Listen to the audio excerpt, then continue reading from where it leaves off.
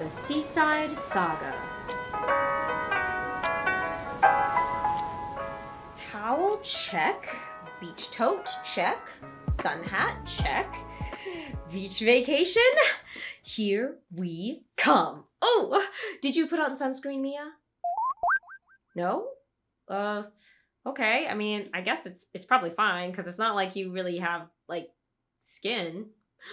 Oh, well, we made it to the sea. Oh, this idyllic little seaside village is one of Genreland's most authentic and beautiful locations. And it's the location of our last genre. In fact, wait a second. Why? No, rain, why? Oh, the weather forecast said it'd be clear all day.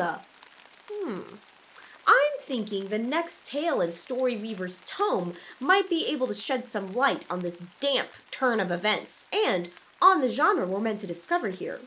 Let's listen to the beginning of our next tale to find out. To save the village from its hurricane plight, we'll bring realistic fiction into the light.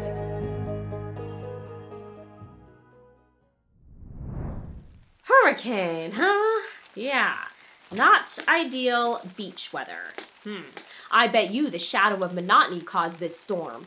Maybe we can stop it. If a hurricane is indeed on its way, this tiny village and all its inhabitants might be in danger. It's up to us to explore our last genre, realistic fiction, to fight back against this storm and bring everyday stories into the light.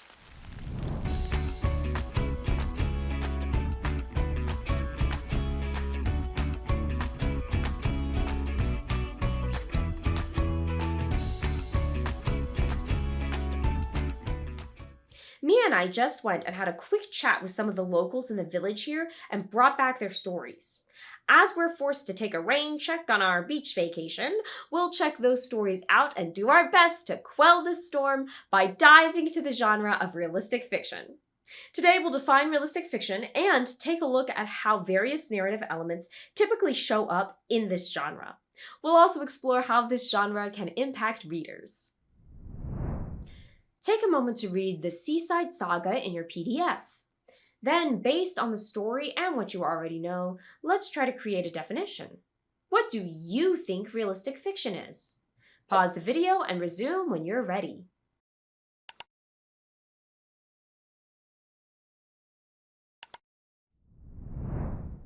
As you read The Seaside Saga, what did you notice about realistic fiction?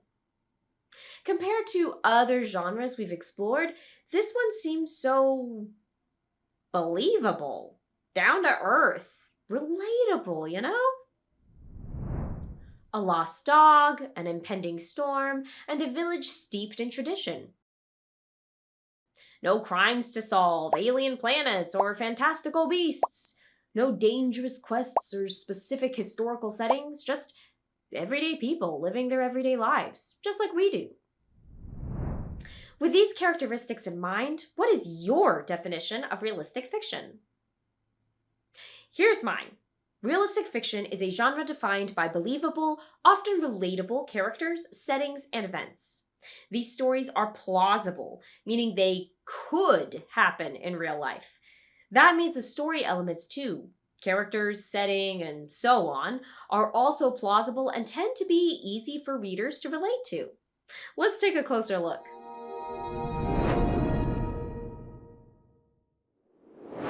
So now that we've defined realistic fiction, let's go a little deeper. How are different story elements like character, setting, plot, and conflict used in this genre? Well, characters in realistic fiction feel like real people. They have both weaknesses and strengths, making them complex and often relatable. Like the girl in the Seaside Saga who just wanted to find her dog, or the village elder standing strong for her community. Their experiences, motivations, and transformations reflect those that people encounter in real life. Readers can see aspects of themselves or others in these fictional people. Next, the setting in realistic fiction is drawn from actual places and familiar environments, grounding the narrative in a recognizable reality. For example, in the Seaside Saga, the setting is a small village on the beach. A realistic fiction setting could also be a specific country, a contemporary city, a common workplace, or a familiar home. The attention to mundane detail, like the layout of a neighborhood or the atmosphere of a local cafe, enhance the sense of realism.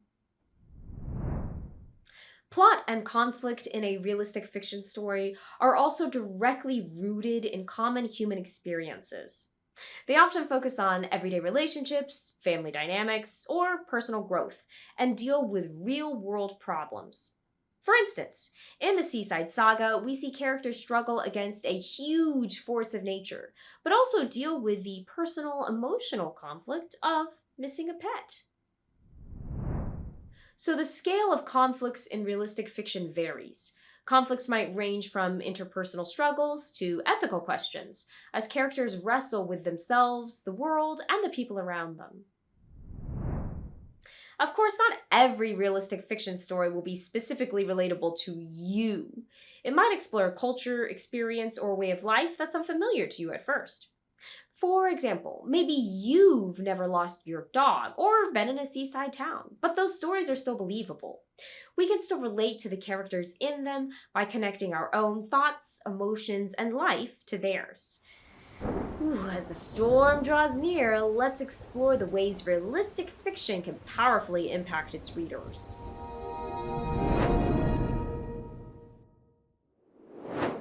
Throughout our journey in Genreland, we've encountered suspenseful mysteries, scientific speculation, fantastical quests, thrilling adventures, and timeless tales of history. But some readers prefer realistic fiction above all the rest. Why do you think that is? Why might people prefer realistic fiction? Pause the video to reflect on this question in your PDF and resume when you're ready.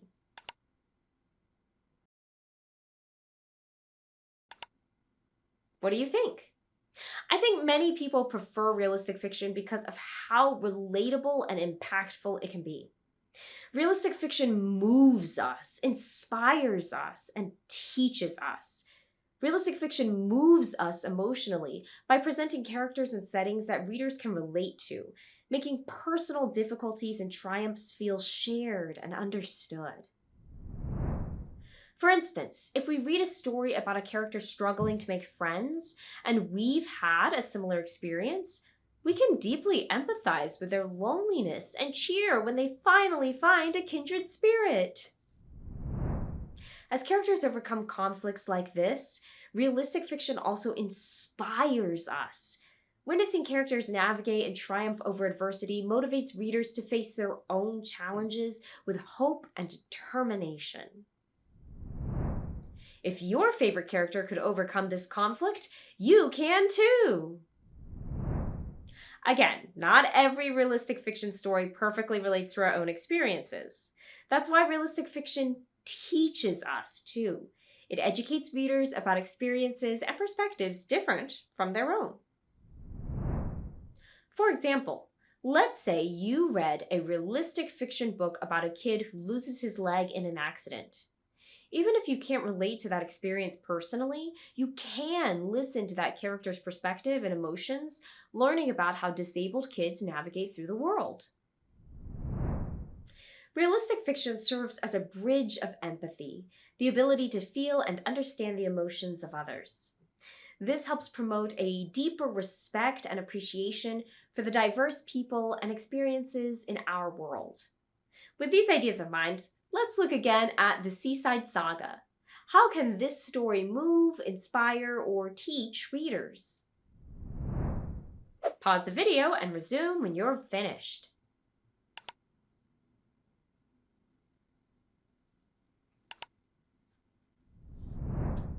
Your answer may differ from mine, and that's okay. Personally, I felt inspired to hear the village elder talk about how they'll stand strong in the face of the storm.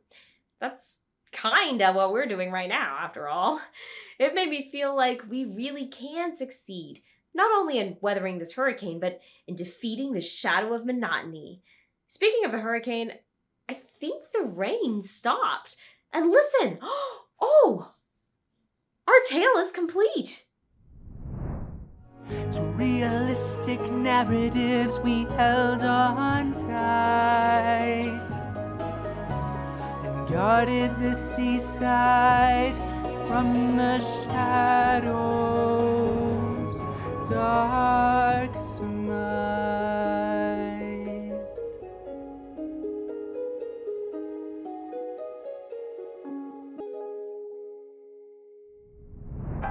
Our knowledge and appreciation of the realistic fiction genre has quelled the shadow of monotony's storm. Our beach day isn't ruined after all! And with that, our final genre is complete. So, what next?